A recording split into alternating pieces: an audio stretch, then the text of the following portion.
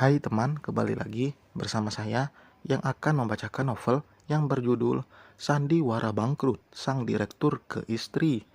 Mimin ucapkan terima kasih kepada teman-teman yang mau mengikuti cerita kedua ini. Semoga teman-teman diberikan kesehatan, dilancarkan rezekinya, dimudahkan segala urusannya. Amin, amin ya robbal alamin. Baiklah teman, langsung saja kita mulai. Bab 8. Dari balik jendela kaca ruang tamu, pemandangan di luar bisa Adrian lihat jelas. Nampak ibu mertua begitu sangat ramah pada Mario, juga Naya yang sudah terlihat begitu akrab. Padahal Adrian yakin mereka baru bertemu siang ini. Entah di mana Naya bisa sampai bertemu dengan Mario. Apakah dia juga mendatangi perusahaan milik Mario? Rasanya tidak mungkin, mengingat perusahaan itu cukup jauh. Dari sini pula, Adrian mencoba menahan emosi yang sebenarnya sudah di puncak, melihat kedekatan istrinya dengan lelaki lain di depannya. Rasanya akan aneh jika tidak memiliki rasa cemburu. Hanya saja demi kelancaran rencananya, Adrian pasrah. Karena saat-saat inilah ia bisa menilai jelas perasaan sesungguhnya dari Naya untuknya. Ketulusan itu yang Adrian harapkan dari sang istri. Selain itu, Adrian pun sengaja menghindari Mario. Jika laki-laki di sana bukan orang yang ia kenal, mungkin sudah ia labrak tanpa ampun. Tapi dia rekan bisnisnya, yang bisa saja rencananya akan gagal di depan Naya. Kebangkrutan perusahaan yang pernah ia ceritakan akan secepatnya diketahui Naya, jika itu hanya sandiwara. Baiklah Naya, selama kedua mataku tidak melihat hal menjijikkan di antara kalian, kamu masih aman dari genggamanku. Adrian menunduk menahan hati dan pikiran yang bergejolak tidak menentu. Nak Mario, terima kasih ya atas tumpangannya. Kalau nggak ada Nak Mario, pasti kami kesusahan pulang. Mana sudah malam, nggak ada yang jemput juga. Pembicaraan mereka yang awalnya hanya samar, Adrian dengar. Kali ini suara lantang ibu mertuanya begitu jelas menusuk telinga. Seperti biasa, dia pasti tengah memancing emosi. Pak, terima kasih juga ya atas oleh-olehnya. Makan malamnya juga Naya menimpali. Senyum mengembang terus mengiringi ucapannya. Iya, Bu Nay, kalau begitu saya pamit. Dan Naya, besok kita langsung datang saja ke kantor saya ya. Pasti, Pak. Suara deru mobil menjauh perlahan. Adrian yang menyadari segera bergerak dari tempat duduk dan menghadang Naya yang sejak tadi ditunggunya di depan pintu. Pemandangan mengejutkan kembali Adrian lihat dari Naya, termasuk ibu mertuanya. Seperti kemarin, beberapa tas belanja nampak Naya enteng santai dengan iringan tawa lepas tanpa beban. Meski dia menyadari sang ibu sedang memandanginya dari kejauhan. Uang dari mana Naya bisa belanja lagi selain dari hutang pada tetangga siang tadi? Naya, semakin hari tingkahnya semakin membuat Adrian jengkel. Ibu mertua, mungkin dia yang mempengaruhi anaknya selama ini. Siapa laki-laki itu, Nay? Tanya Adrian tegas. Walau sebenarnya ia mengenal Mario, tapi tidak mungkin pula Adrian memberitahu. Bukan urusanmu, minggir. Naya menyingkirkan tubuh Adrian kasar ke kusen pintu. Merasa tidak dihargai, emosi Adrian yang sudah memuncak pun tak mau kalah. Ia menarik kasar pula tangan Naya hingga dia hampir terjatuh ke belakang. Adrian, jangan kasar kamu sama anak saya, atau saya laporkan kamu ke... Adrian sejenak.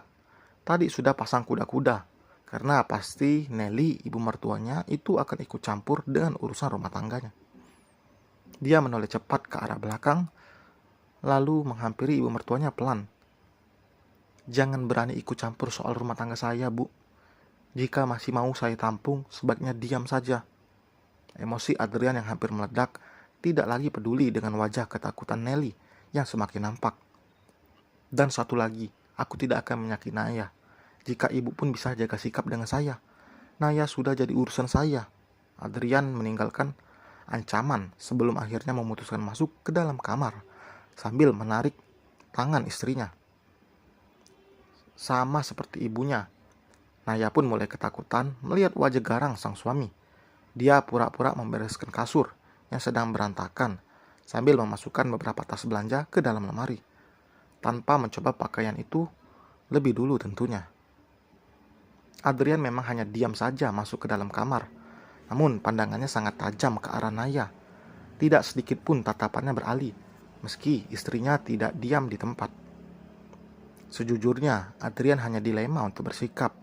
Ia bukan tipe pria yang temperamental, jadi hatinya merasa berat untuk menyakiti orang, walau sedikit saja. Apalagi Naya adalah istrinya. Namun, tanpa pelajaran keras pun, Adrian yakin jika Naya tidak akan pernah jerah. Hanya saja, Adrian yang memberikan ajaran tidaklah harus dengan kekerasan. Seperti saat ini contohnya, tatapan tajamnya cukup bisa membuat Naya merasa takut padanya. Walau tidak pantas sikap suami seperti itu. Namun, apalah daya untuk seorang Adrian yang tidak lagi dihargai istrinya. Setelah suasana terlihat tenang, Adrian menghampiri Naya di bibir ranjang. Dia duduk di sebelah Naya hingga kedua lengan saling menempel. Namun, Naya bergegas, menyingkir dan sedikit menjauh dari Adrian. Naya, aku minta maaf. Aku tahu kamu masih marah sama aku. Walau sampai saat ini, sejujurnya aku bingung alasan akan kemarahan kamu itu. Jika karena aku yang jatuh miskin, lalu kamu tidak terima dan marah karena itu, rasanya tidak adil, Nay. Adrian berusaha membujuk Naya, biar bagaimanapun, dalam hati kecilnya masih merasakan cinta dan sayang padanya. Masih pula menaruh harapan besar agar Naya berubah. Adrian kembali mendekati Naya, memegang tangannya yang masih sibuk menggeser-geser layar ponsel. Namun sekali lagi, Naya menepis kasar tangan sang suami. Meski begitu, Adrian tetap terima. 5 tahun berumah tangga dengan Naya, Adrian sudah cukup memahami sifatnya. Dan laki-laki tadi, aku mohon kamu jangan dekat sama dia. Ada urusan apa kamu sama dia, Nay? Aku mau kerja sama dia, Mas. Dia menawariku pekerjaan dengan jabatan yang bagus. Harusnya kamu berterima kasih sama dia, karena sudah menolongku dan ibu tadi. Gara-gara kamu, aku kemana-mana harus naik mobil ojol, jalan kaki. Adrian menghela napas panjang, mendengar ocehan Naya yang menyalahkan dirinya. Kamu mau kerja apa? Kamu belum punya pengalaman di perusahaan, kan, Nay? Selesai kuliah, Naya tidak bekerja. Dia memilih menikah dengan Adrian saat menyadari jika lelaki itu tajir yang bekerja sebagai pemimpin perusahaan. Hanya kenal beberapa bulan saja lalu menikah. Jadi, jabatan bagus di sebuah perusahaan sangatlah sulit didapat untuk Naya yang terbilang masih pemula. Memangnya kenapa kalau belum punya pengalaman? Dia itu direktur, jadi punya kewenangan di perusahaannya. Mau terima orang pengalaman kek, enggak kek, ya itu hak dia. Harusnya kamu seneng, Mas. Aku bekerja di kantor orang. Itu berarti kamu yang nantinya beruntung karena bisa numpang sama aku dengan gajiku yang besar. Jelas Naya panjang lebar. Naya, aku mohon, kamu di rumah aja ya. Kamu gak usah kerja, biar aku yang nyari uang. Aku bisa melamar kerja sambil ngojek nanti. Apa, Mas? Ngojek?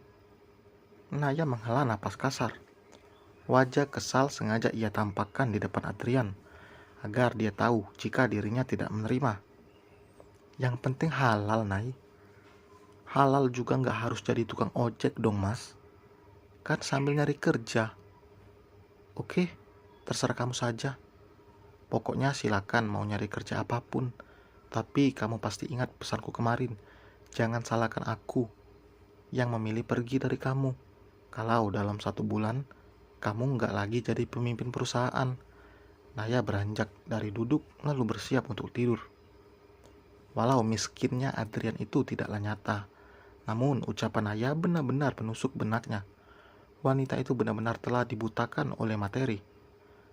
Apakah itu berarti dia tidak mencintai dirinya selama ini? Pertanyaan itu yang ingin Adrian dengar jelas jawabannya. Melihat sang istri masih berdiri di depan cermin, Adrian menghampiri. Perlahan kedua tangannya melingkar di pinggang Naya hingga berakhir di perut. "Apa kamu gak pernah mencintaiku selama ini, Nay?" tanya Adrian, kemudian berbisik lirih. Bukannya mendapatkan jawaban, kedua tangan Adrian justru ditepis oleh Naya. Dia berlalu menuju ranjang seraya beralasan jika lelah dan ingin tidur. "Kamu gak jawab pertanyaanku, Nay?" "Pertanyaan yang mana? Apa kamu gak cinta sama aku selama ini?" Adrian bertanya sekali lagi, meminta kepastian soal perasaan Naya. Setidaknya ia akan sadar dengan jawaban dari Naya. "Aku cinta laki-laki yang punya harta, Mas. Kalau sudah gak ada harta, jangan berharap rasa cintaku akan sama. Cintaku akan perlahan surut seiring turunnya nilai harta yang dimiliki laki-laki itu. Termasuk aku?" Padahal sudah jelas jawaban Naya. Tapi Adrian seolah tidak percaya dengan memastikannya sekali lagi. Walau faktanya harta Adrian masih sama. Yang Naya tahu adalah sebaliknya. Anggukan Naya setelah itu pun akhirnya mendiamkan Adrian. Ia sudah tak bisa lagi berkata. Hatinya seakan sedang tertusuk duri tajam yang masih melekat kencang. Benar-benar sakit saat tahu isi hati pasangan yang tidak sesuai harapan. Harapan membuat Naya berubah pun rasanya mustahil, mengingat jawaban yang dia lontarkan sudah sangat jelas. 1 jam berlalu, Naya nampak sudah terlelap, sementara Adrian masih terdiam di posisi sama sejak tadi. Duduk di bibir ranjang, ditemani bayangan masa lalu indah saat bersama Naya beberapa waktu lalu. Merasa bahwa saat itu adalah kenangan membahagiakan yang tak pernah terlupakan. Sejenak Adrian merutuki diri karena telah mau menerima saran Axel untuk rencana ini. Karena rencana itu pula yang membuat rumah tangganya kini seolah hampir di ujung tanduk. Ia yakin lambat laun Naya akan pergi meninggalkannya. Hubungan renggang sejak tinggal di rumah ini pun sudah sangat Adrian rasakan. Namun harusnya bukan rencana Axel yang salah, tapi perasaannya sendiri yang masih belum menerima fakta jika Naya benar-benar tidak pernah mencintainya. Bukankah kejujuran itu yang Adrian inginkan, walau faktanya menyakitkan? Tidak, Adrian tetap masih optimis untuk bisa mengembalikan rumah tangganya yang dulu. Setidaknya, besok tidak ada jadwal sibuk di kantor. Ia punya waktu luang lebih banyak untuk menemani Naya seharian full, mengantar kemanapun dia mau. Seketika wajah Adrian mengembang seiring senyum yang ia sunggingkan saat harapan positif yang muncul di bayangannya. Ia yakin akan bisa merubah Naya mulai besok dengan mengajaknya healing. Merasa hati sudah sedikit lega, Adrian beranjak untuk tidur. Dilingkarkannya tangan ke pinggang Naya yang sudah terlelap. Wanita itu sudah nyenyak, keberadaan tangan di sana pasti tidak akan ia rasakan. Setidaknya Adrian kembali merasakan kehangatan tubuh Naya setelah berhari-hari dia tidak pernah mau disentuh.